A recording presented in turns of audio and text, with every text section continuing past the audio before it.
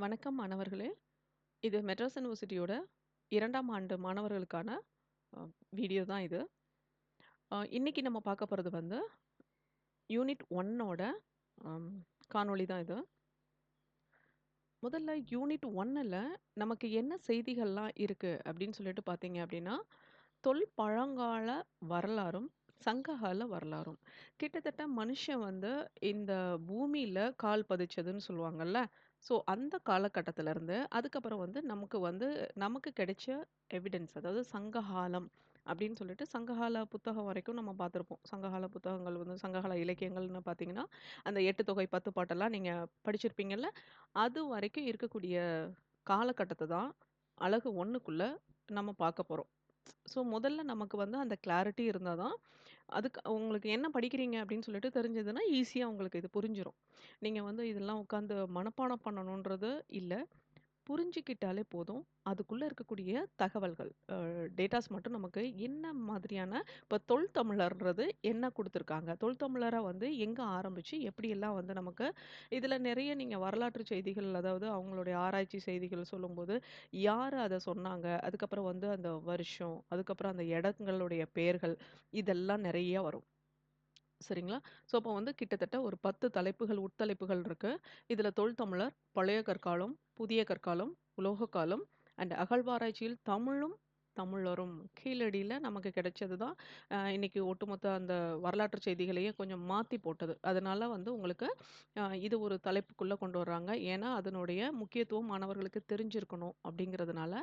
Next பார்த்தீங்கன்னா, இது வந்து நமக்கு அப்படியே கம்ப்ளீட்டா உங்களுக்கு வந்து சங்க காலத்துக்குள்ள வந்துருது.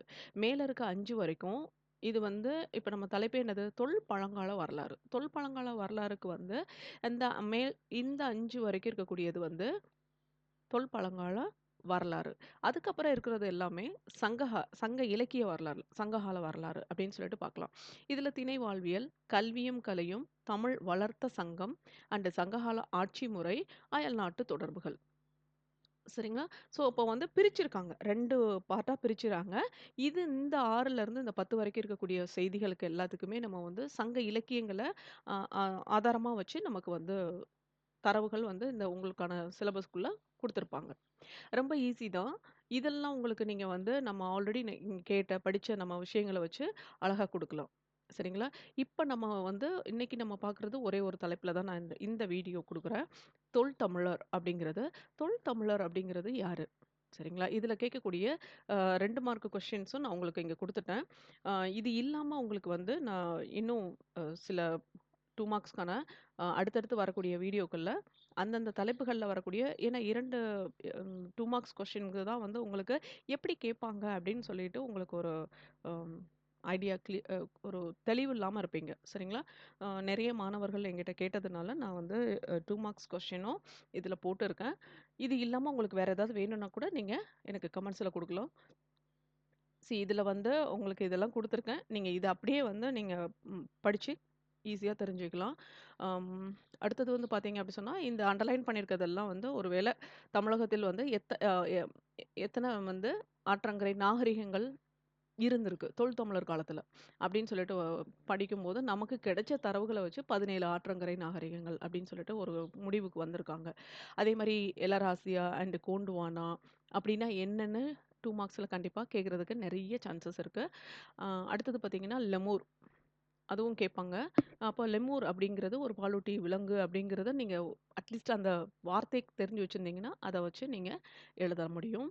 அடுத்தது பார்த்தீங்க அப்படி சொன்னா, இன்னைக்கு இருக்க அந்த லெமூர் தான் அதுக்கப்புறம் வந்து நம்ம சொல்லிட்டு இருந்த அந்த குமரி கண்டம். சரியா? ஸோ அப்போ வந்து அந்த குமரி நிலம் தான் பழந்தமிழ் இந்த நிலப்பகுதியாக இருந்தது அப்படிங்கிறத கொண்டு வந்து அழகா இணைச்சிருப்பாங்க. அடுத்தது வந்து உலகில் முதல் உயிரினம் நீல பச்சை பாசி. இத மறந்துறாதீங்க. சரியா? இடம் வந்து குமரி கண்டம். அதனால தான் வந்து இங்க தான் அததான் வந்து தமிழன் அப்படிங்கிறது தொல் மனிதன் அப்படிங்கிறது பழங்கால மனிதன் அப்படிங்கிறவன் யாரு அப்படின்னா, இங்க இருந்து இங்க உருவானவன் தான் அப்படிங்கிறதுக்கான சான்றுக்கு இத வந்து நமக்கு குடுக்குறாங்க. இந்த வருஷங்கள் கொஞ்சம் பார்த்துக்கோங்க. 7 1/2 கோடி ஆண்டுகளுக்கு முன்னாடி என்னது இதெல்லாம் உருவாகியிருக்கு அப்படிங்கிறது. பூமியோட வரலாற வச்சு இதெல்லாம் வந்து ஒரு கணக்கீடு பண்ணியிருக்காங்க. அடுத்தது வந்து வரலாற்றுக்கு முந்தைய காலம். வரலாறுனா என்ன அப்டின்னா, நமக்கு வந்து ஏதோ ஒரு வகையில ஆம் புதைபொருளாகவோ, இல்லன்னா வந்து செப்பேட்டு, கல்வெட்டு, இல்ல இலக்கியங்கள் மாதிரி, ஓலைச்சுவடிகள், இது மாதிரி ஏதோ ஒரு சான்று கிடைச்சா தான், நமக்கு வந்து எவிடன்ஸ் கிடைச்சா தான் அத வரலாற்று காலத்துக்குள்ள கொண்டு வருவாங்க. அப்படி இல்ல ஒரு கெஸ்ஸிங்ல நம்ம சொல்றோம். இத கனெக்ட் பண்ணி இப்படி இருந்திருக்கும் அப்படின்னு சொல்றது எல்லாமே வரலாற்று காலத்துக்கு முந்தைய காலம்னு சொல்றாங்க. அப்ப இது முதல்ல நல்லா ஞாபகம் வச்சுக்கணும். வரலாற்றுக்கு முந்தைய காலம் அப்படிங்கிறது வந்து, அம் அவன் வந்து அந்த அளவுக்கு என்ன செய்யல, எதுவுமே தெரியாது. சாப்பாடு மட்டும் தான் அவனுக்கு. அ அந்த அந்த மனிதனுக்கு வந்து உணவு மட்டும் தான். வேற எந்த ஏன்னா அந்த அளவுக்கு இன்னும் அவங்க டெவலப் ஆகல. விலங்குகள பார்த்துக்கிட்டு தான் நம்ம வந்து ஒவ்வொன்னா கத்துக்கிட்டோம். விலங்குகள பார்த்து, பார்த்து, பார்த்து, பார்த்து விலங்கு, பறவை இதெல்லாம் பார்த்து தான் நம்ம அது எப்படி சாப்பிடணும், தண்ணி குடிக்கணும் அப்படிங்கிறதுலேருந்து எல்லாத்தையும் கத்துக்கிட்டது விலங்குகள் மூலமாக, இயற்கை மூலமா தான். அப்ப வந்து நீங்க அதெல்லாம் சொல்லுவீங்க. அடுத்தது வந்து பங்கேயா. இதையும் கொஞ்சம் தெரிஞ்சு வச்சுக்கோங்க. பங்கேயா அப்படிங்கிறது இன்னைக்கு இருக்கிற நிலப்பகுதி மாதிரி அன்னைக்கு கிடையாது. புவியியல் அமைப்பு வந்து வேற மாரி இருந்தது. கம்ப்ளீட்டா தண்ணீல தான் இருந்தது. ஒரே ஒரு நிலப்பகுதி இருந்து அது என்ன செய்யுது, பல கண்டங்களாக எப்படி பிரிஞ்சது அப்படிங்கிறதுக்கு நமக்கு வந்து ஒரு ஃபுல் டீட்டெயில்ஸ் குடுத்துருப்பாங்க. உங்களுடைய சிலபஸ்ல. அம் அதையும் நான் வந்து உங்களுக்கு என்ன பண்றேன் அப்படின்னு சொன்னா, அடுத்த வீடியோல கம்ப்ளீட்டா உங்களுக்கு அத பேஸ்ட் பண்ணி உங்களுக்கு நான் குடுத்துர்றேன். உங்களுக்கு வேணும்னா நீங்க அந்த பிடிஎஃப்லயும் நீங்க என்ன செஞ்சுக்கலாம், படிச்சுக்கலாம். தேவையான செய்திகள. அடுத்தது இதில பார்த்தீங்க அப்படி சொன்னா, இது நான் வந்து உங்களுக்கு ரொம்ப அ ஷார்ட் பண்ணி தான் குடுத்துருக்கேன். தொல்பழங்காலம் அப்படின்னு சொல்லி தொல்தமிழர் அப்படின்னு சொல்லிட்டு. இது வந்து ஜஸ்ட் 2 மார்க்ஸ் கொஸ்டினா தான் குடுத்துருக்கோம். அடுத்து வந்து தொ ப தொல்பழந்தமிழர்களின் வரலாற்று காலத்தை பின்வருமாறு பகுக்கலாம் அப்படின்னு சொல்லிட்டு குடுத்துருக்காங்க. என்ன அப்படின்னு சொன்னா 3 காலமா பிரிச்சுக்கிறோம். சரியா? இப்ப தொல்தமிழர் தான் நம்ம பார்த்தோம். தொல்தமிழர்ல உங்களுக்கு இன்னும் நீங்க தெரிஞ்சுக்க வேண்டிய விஷயங்கள் நெறையா இருக்கு. அந்த அதாவது இதெல்லாம் நான் உங்களுக்கு குடுத்துருக்கிறது வரைக்கும் 2 மார்க்ஸ் தான். அப்போ வந்து உங்களுக்கு தொல் தமிழன்னா யாரு? அப்படின்னு சொல்லிட்டு மொத்தமா ஒரு கோர்வையாக்கி எழுதணும்னா, இந்த 2 மார்க்ஸ்லாம் படிச்சீங்கல்ல, இதையே நீங்க வச்சு என்ன செய்யலாம் அப்படின்னா, 5 மார்க்ஸ்லயோ இல்ல 10 மார்க்ஸ்க்கான செய்திகள கொண்டு வர உங்களால முடியும். நான் வந்து உங்களுக்கு அதுக்கான அந்த 5 மார்க்ஸ் அண்ட் 10 மார்க்ஸ்க்கான அ பதிலையும் நான் இதில என்ன செஞ்சுர்றேன் அப்படின்னு சொன்னா குடுத்துர்றேன். நீங்க அதையும் வச்சு என்ன செஞ்சுக்கலாம் அப்படின்னா, படிங்க. புரிஞ்சு படிங்க. அ அதாவது ஒரு ஆர்டரா படிச்சுட்டீங்க அப்படின்னு சொன்னா, உங்களுக்கு அப்படியே ஒரு ஆர்டரா தான் குடுத்துருக்காங்க. மொத்த சிலபஸுமே அப்படிதான் வரும். இதுல 3 காலமா பிரிச்சிருக்காங்கல்ல. அந்த பழைய கற்காலம், அந்த வருஷங்கள்லாம் குடுத்துருக்காங்க. அத மட்டும் பார்த்துக்கோங்க. புதிய கற்காலம், அப்புறம் வந்து பெருங்கற்காலம் அப்படின்னு சொல்லிட்டு. ஆம் கிட்டத்தட்ட இதெல்லாம் வந்து கிமு 300. இதுக்கப்புறம் வர்றதாங்க சங்க இலக்கியம். சரியா? கிமு 2லருந்து 3லருந்து கிபி 3 கிட்டத்தட்ட 600 வருஷங்கள தான் சங்ககாலம் அப்படின்னு சொல்லி சொல்றோம். சரிங்களா? இதுக்கு நமக்கு கண்டிப்பா நம்மகிட்ட அ அதாவது இலக்கிய சான்றுகளே இருக்கு. சரிங்களா? அப்ப அந்த கிமு 3 வரைக்கும் முன்னாடி வந்து ஆனா இப்ப நம்ம படிக்கும்போது நீங்க படிச்சிருப்பீங்க. கீழடி அப்படிங்கிற ஒரு விஷயம் வந்து இதிலயே நான் குடுத்துருப்பேன். உங்களுக்கு வந்து பார்த்தீங்க அப்படி சொன்னா, இதுதான் வந்து முன்னாடி நம்மலாம் வந்து ஒரு ஒரு கணிப்பு வச்சிருந்தோம். இதுதான் அப்படின்னு சொல்லிட்டு. அப்புறம் இது மாறுது. கிமு 6க்கு முன்னாடியே கிமு 6 சரிங்களா? அப்போ வந்து 600 இல்ல 900 இயர்ஸ்க்கு போயிடுது. அப்போ வந்து அந்த 900 சாரி சங்ககாலம் 900 இயர்ஸ் இல்ல. அதுக்கு சங்ககாலத்துக்கு முந்திய காலகட்டத்திலேயே மனுஷன் வந்து நல்லா நாகரிக வாழ்க்கை வாழ ஆரம்பிச்சான். நல்ல வீடுகள கட்ட ஆரம்பிச்சான். அவங்களுக்கு தேவையான வந்து அந்த ஏன் அந்த சாக்கடைகள்ல இருந்து தண்ணிய வந்து வெளியேத்துறதுலருந்து எல்லாமே அவங்க வந்து அவங்களுடைய கட்டட அமைப்புகள்லாம் வந்து பார்த்தீங்கன்னா, ரொம்ப துல்லியமா, ரொம்ப அழகா, நேர்த்தியா பண்ணியிருந்தாங்க. சரிங்களா? அப்போ வந்து அப்பவே எழுத்துக்கள் வந்து கண்டுபிடிச்சிருக்காங்க அப்படின்னு சொன்னா, அப்ப எழுத்துக்கள் முன்னாடி இன்னும் முன்னாடியே எப்பயோ வந்து உருவாகியிருக்கும். அதுக்கப்புறம் அவங்க வந்து அத வந்து ஒரு ஒரு வடிவத்துல கொண்டு வரதுக்கு கொஞ்சம் வருஷங்கள் ஆயிருக்கும். சரிங்களா? அப்போ வந்து கிமு 6 எழுத்துக்கள் உருவானது, தமிழ் எழுத்துக்கள். உங்களுக்கு அத நான் இங்க கீழ பாயிண்ட்ஸ்ல குடுத்திருப்பேன். இதுல வந்து பழைய கற்காலம் என்பது என்ன? அப்படின்னு சொல்லிட்டு கேட்குறாங்க. இதுல பழைய கற்காலம் அப்படின்னு சொல்லிட்டு பார்த்தீங்க அப்படி சொன்னா, அந்த யாரு அப்படின்னா, அவங்கலாம் உணவு சேகரிப்பவர்கள். நல்லா ஞாபகம் வச்சுக்கோங்க. தொல்தமிழன் அப்படிங்கிறது முதல்ல மனுஷன் வந்து அந்த தோற்றத்துக்கு வந்த அந்த அந்த நிலை தான். சரியா? அப்போ வந்து மனுஷன் அங்க வந்துர்றான். அப்படி வந்த மனுஷன் வந்து அப்படி 3ஆ பிரிக்கிறாங்க. எப்படி? பழைய கற்காலம் அப்படின்னு சொல்லிட்டு. கற்காலம்னு எதுக்காக பிரிக்கிறாங்கன்னா, கல்ல வச்சு தான் அவன் வந்து ஒரு ஆயுதமா அந்த கல்லு தான் அவனுக்கு வந்து எதுனாலும் ஒரு விலங்குகள்ல இருந்து தன்னை பாதுகாத்துக்கிறதுக்கு, இது மாரி வேட்டையாடுறதுக்கு இதுக்கெல்லாம். அதனால தான் அத பழைய கற்காலம் அப்படின்னு சொல்றோம். அதையே 2ஆ பிரிக்கிறாங்க. கொஞ்சம் டெவலப் ஆனத புதிய கற்காலமாக மாத்துறாங்க. இதுல வந்து நீங்க பழைய கற்காலம் அப்படின்னு சொன்னாலே, அவங்க வந்து ஒன்லி அவங்களுடைய தேவை என்ன? உணவு மட்டும் தான். உணவ தவிர அவங்களுக்கு வேற அந்த எண்ணம் கிடையாது. ஏன்னா 3 வேள பசிக்குது. அது ஏதோ சாப்பிடணும் அப்படிங்கிறதுனால, இவங்கள வந்து இன்னொன்னு நம்ம வந்து அவங்களுக்கு பேரு வந்து காட்டாண்டிகள் அப்படின்னு சொல்லிட்டு பேர் வச்சிருக்காங்க. மானிடவியலர் அவங்க வந்து அவங்க சொன்ன அந்த பேர் வந்து காட்டாண்டிகள் அப்படின்னு சொல்றாங்க. அப்ப இந்த 2 பேர ஞாபகம் வச்சுக்கோங்க. பழைய கற்காலம்னு வரும்போது இந்த வார்த்தைகள நீங்க அதுக்குள்ள பயன்படுத்தணும். அடுத்து இவங்களுடைய தோற்றம். இவங்க எப்படி இருந்தாங்க அப்படின்னா, இன்னைக்கு இருக்க முக அமைப்பு கண்டிப்பா இல்ல. அப்படியே அந்த குரங்குல இருந்து மனுஷன் வந்தான்னு சொல்றோம்ல, அந்த குரங்கு மாதிரி தான் கிட்டத்தட்ட அவங்களுடைய முகம் இருந்திருக்கும் அப்படிங்கிறதெல்லாம் நம்ம நெறையா அ வீடியோக்கள்ல, ஃபோட்டோக்கள்ல எல்லாம் பார்த்துருப்போம். அ இதெல்லாம் அவங்களுடைய முகம் எப்படி இருக்கு? கூர்மையான முகம் இருந்தது. நெறைய முடி இருந்தது. இன்னைக்கும் அதனுடைய எச்சமா தான் நமக்கு அங்கங்க நம்ம உடம்புல எல்லாம் பார்த்தீங்கன்னா, குட்டி குட்டி முடிகள்லாம் இருந்திருக்கும். இதெல்லாம் நம்மளுடைய அம் பரம்பரையா நமக்கு வந்து வந்துட்டே இருக்கிற ஒரு விஷயம் தான். அதே மாரி பெரிய நகங்கள் இருந்தது. நீண்ட நகம். அதுக்கப்புறம் வந்து முடியும் அப்படிதான். ஏன்னா, அப்ப அத கட் பண்ணணுன்றதெல்லாம் அப்பலாம் தெரிஞ்சிருக்காது அவங்களுக்கு. சரியா? இதெல்லாம் இன்னைக்கு வந்த மாற்றம். அடுத்தது வந்து இவங்க எங்கெல்லாம் வாழ்ந்தாங்க? இதெல்லாம் நம்ம தெரிஞ்சுக்க வேண்டிய இடம். பழைய கற்காலம்னா, இவ்ளோ தெரிஞ்சா போதும் உங்களுக்கு. இத வச்சு நீங்க எழுதுனாலே போதும். வாழ்ந்த இடங்கள் பார்த்தீங்கன்னா, மொதல்ல மனுஷன் எங்க வாழ்ந்திருப்பான்? காடுகள்லயும், மலையில தான் வாழ்ந்திருப்பான். சரிங்களா? ஸோ, அப்ப அத தான் இங்க சொல்லியிருக்காங்க. அடுத்தது வந்து இந்த இப்டி மலை தொடர்கள்ல வேட்டையாடி என்ன செஞ்சிருக்காங்க? அங்க சாப்ட்டாங்களா? அன்னைக்கு தூங்குனாங்களா? தூக்கம் வந்துச்சுன்னா தூங்கிருவாங்க. அவ்வளோதான். ஸோ, அப்ப வந்து வேட்டுவ தமிழர்களே முதல் மனிதர்களாக அ இருந்தாங்க. அப்படிங்கிறதுக்கான சான்றுகள் இப்போதைய தமிழகத்தினுடைய மேற்கு தொடர்ச்சி மலை சரியா? கிழக்கு தொடர்ச்சி மலை. 2 பக்கமுமே இருக்கும். இப்ப நீங்க தேனி பக்கம்லாம் போனீங்க அப்படின்னு சொன்னா, 2 பக்கமுமே என்ன செஞ்சுட்டு இருக்கும்னா, மேற்கையும் இருக்கும், கிழக்கையும் இருக்கும். 2 பக்கமுமே அப்படியே மலை கன்டினியூஸா போயிட்டே இருக்கும். அங்க ஆரம்பிச்சு முடியிறது வரைக்கும் அதனால தான் அத மேற்கு தொடர்ச்சி மலை அப்படின்னு சொல்றோம். எங்கேயும் கேப்பே இருக்காது. ஸோ அந்த மாரி. அடுத்தது வந்து அம் அடுத்து உங்களுக்கு வந்து இவரு யாரு அப்படின்னு சொன்னா, ராபர்ட் ப்ரூஸ்போர்ட். இவர் வந்து இந்திய வரலாற்ற வந்து 1,00,000 அதாவது இந்திய வரலாறு தான் 1,00,000 வருஷங்களுக்கு முந்தையது அப்படின்னு நெறைய பேர் வந்து என்ன சொல்லுவாங்கன்னா, ஆப்பிரிக்கா சொல்லுவாங்க. சரியா? ஸோ அப்போ வந்து இது மாதிரியான இந்த மாரி 2, 3 கணிப்புகள் இருக்குல்ல. இது இங்க தான் மனுஷன் முதல்ல வந்தான் அப்படின்னு சொல்ற ஒரு குரூப் இருக்காங்க. அப்போ நாம தான் அதாவது இந்திய இந்தியால இருக்கக்கூடிய இந்த பகுதியில இருக்கவங்க தான்ப்பா முதல்ல மனுஷனா வாழ்ந்திருக்காங்க. இங்க தான் மனுஷன் வாழ்ந்தான். அப்படிங்கிற ஒரு செய்திய சொன்னவர் வந்து ராபர்ட் ப்ரூஸ்பூட். ஏன் இத வந்து நான் இவ்வளோ தூரம் சொல்றேன் அப்படின்னா, இதுல உங்களுக்கு சில குழப்பங்கள்லாம் இருக்கு. அதனால. அடுத்தது வந்து பார்த்தீங்க அப்படி சொன்னா, இவங்க என்ன மாதிரியான கருவிகள் யூஸ் பண்ணாங்க? இது கண்டிப்பா உங்களுக்கு தெரிஞ்சிருக்கணும். ஆ மேக்ஸிமம் என்ன வச்சிருப்பாங்க? கை கோடாரி. அதுவுமே கல்லுல தான் வச்சிருப்பாங்க. அடுத்தது வந்து அதிலேயே கைக்கோடாரி, இன்னும் கொஞ்சம் ஏன்னா அவங்களுக்கு என்ன மாதிரி கல்லு கிடைச்சதோ, அந்த கல்ல வச்சு தான் அந்த ஷேப்ப வந்து இப்டி நம்ம குடுக்குறோம். ஏன்னா நமக்கு இன்னைக்கு அதெல்லாம் கிடைச்சிருக்கு. அதனால தான் இதெல்லாம் சொல்றாங்க.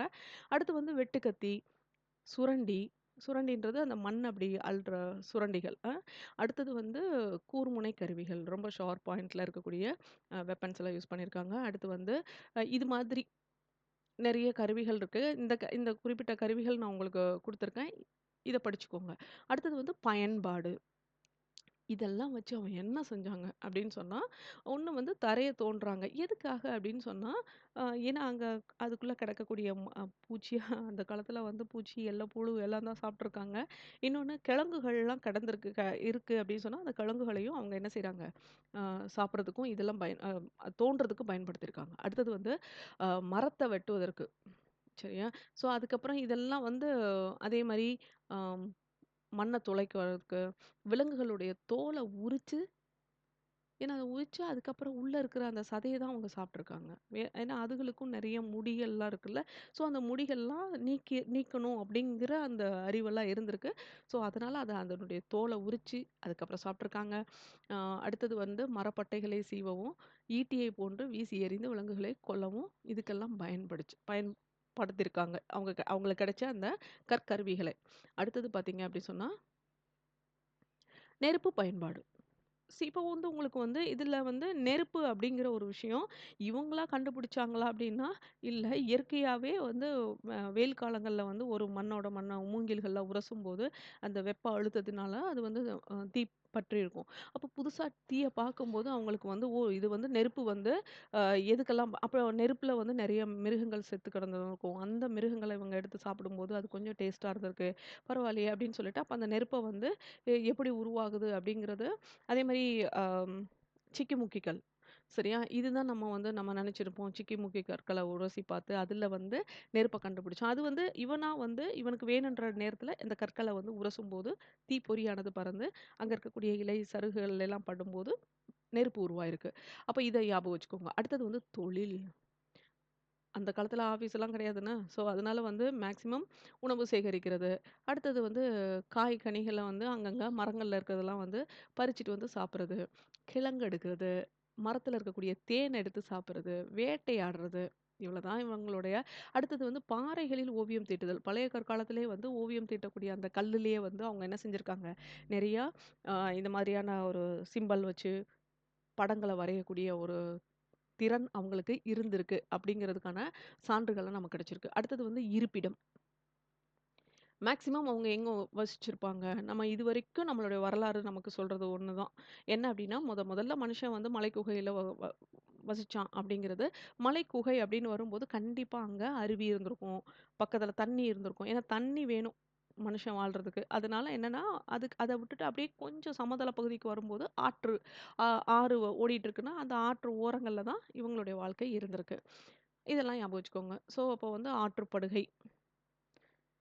அதுக்கப்புறம் என்ன பண்றாங்கன்னா, இவங்க வந்து ஏன்னா மிருகங்கள்லாம் வரும்போது, அதிலிருந்து தன்னை பாதுகாத்துக்கிறதுக்காக என்ன பண்றாங்கன்னா, மரக்கிளைகள்ல அந்த இலைத்தழைகள், விலங்கின் தோல்கள் ஆகியவற்றில் வந்து தொட்டில்களாக கட்டி என்ன செஞ்சிருக்காங்க, அங்கங்க தூரி மாரி கட்டி, அப்படியும் வந்து மனுஷன் வந்து வாழ்ந்திருக்கான்.